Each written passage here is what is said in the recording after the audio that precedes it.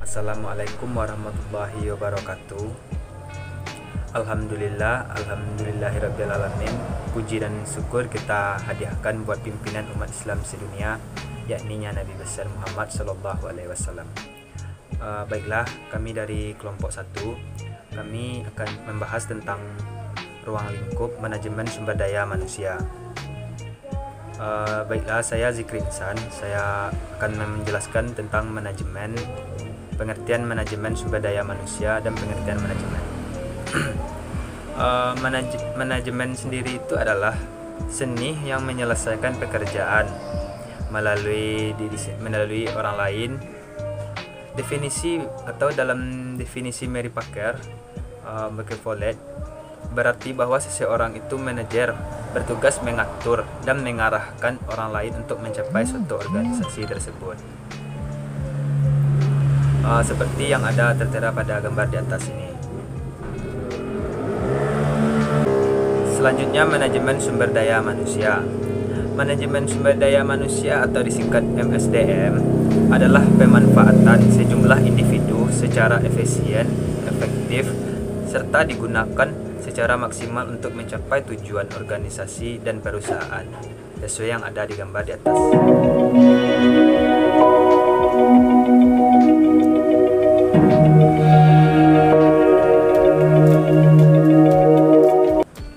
Pengertian MSDM dan ruang lingkup MSDM.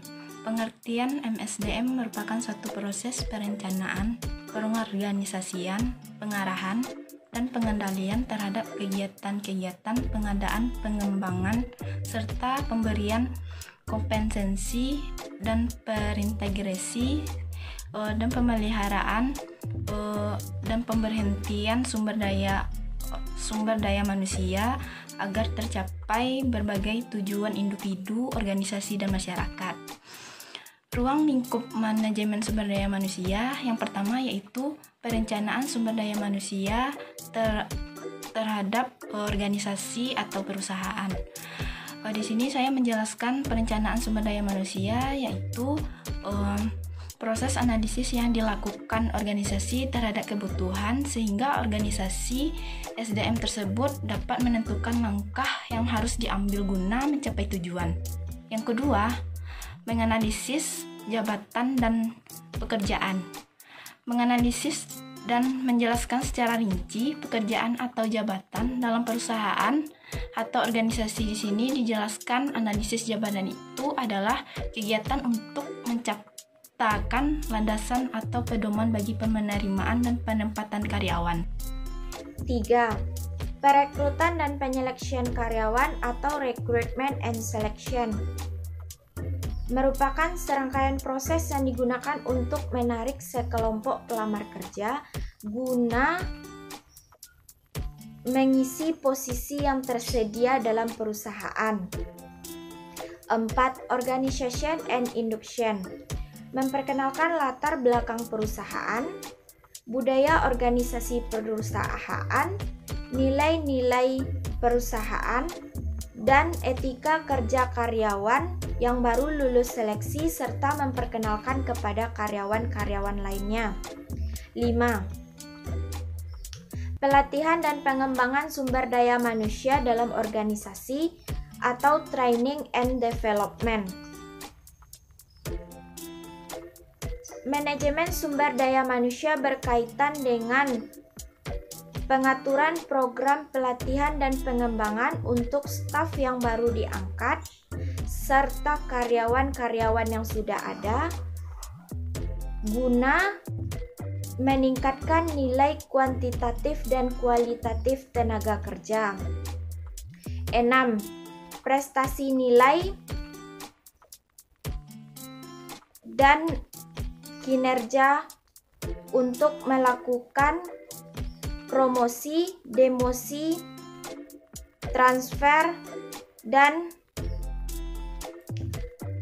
pemberhentian kerja karyawan atau performa apresial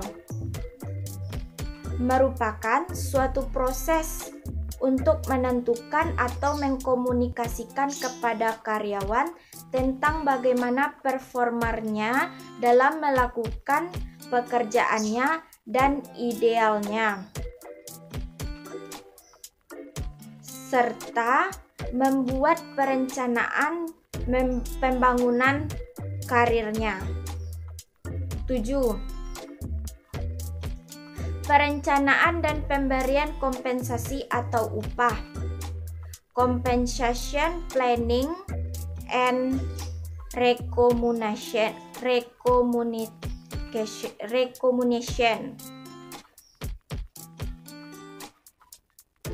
merupakan suatu penghargaan yang diberi perusahaan terhadap karyawan atas pekerjaannya, yaitu memotivasi karyawan, memperhatikan kesejahteraan, kesehatan, dan keselamatan karyawan. Memotivasi karyawan sangat penting untuk retensi dan keberlangsungan karyawan dalam organisasi, serta menjamin karyawan dalam bekerja. Selanjutnya, menjaga hubungan dan melakukan komunikasi dengan serikat kerja. Industrial relationship. Lingkungan kerja yang buruk merupakan masalah umum yang harus ditangani dengan hati-hati, dengan cara membangun keseimbangan antara kepentingan pekerja dengan kepentingan organisasi. Manajemen sumber daya manusia mempertimbangkan pembentukan dan pemeliharaan hubungan yang harmonis serta ramah antara atasan dengan karyawan. Perbedaan manajemen sumber daya manusia dengan personalia.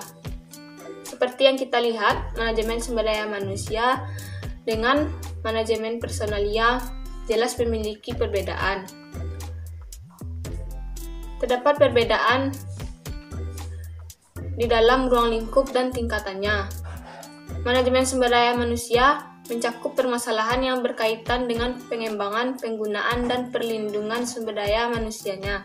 Sedangkan manajemen personalia lebih banyak berkaitan dengan sumber daya manusia yang sudah berada di dalam organisasi atau perusahaan tersebut.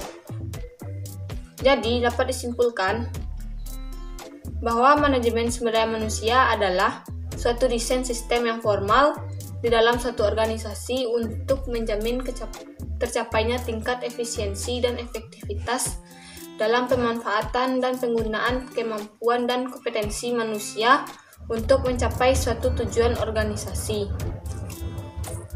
Sekian materi dari kelompok kami. Apabila terdapat kesalahan dalam materi, mohon dimaafkan. Terima kasih. Wabillahi taufik wal hidayah.